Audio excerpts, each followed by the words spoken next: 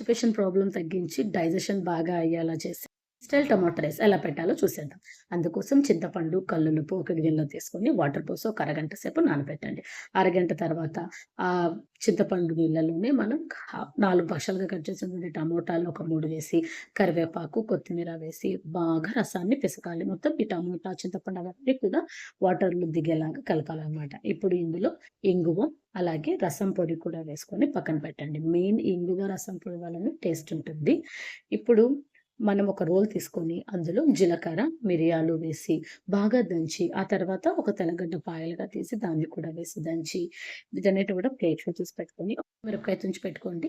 ఇప్పుడు ఆయిల్‌లో ఆవాలు వేసి, మనం పొడి చేసుకున్నటువంటి పౌడర్ ఎండుమిర్చి వేసేసి, ఆ తర్వాత మనం కలిపినటువంటి రసం పోసేసి, ఇంకొకసారి బాగా మిక్స్ చేసేసి, లైట్‌గా పసుపు పొడి వేసి, రసాన్ని ఒక 10 నిమిషాలు కాగబెట్టారంటే వేడి వేడి టమాటా రసం రెడీ. ఈ వీడియో మీకు నచ్చితే లైక్ చేయండి.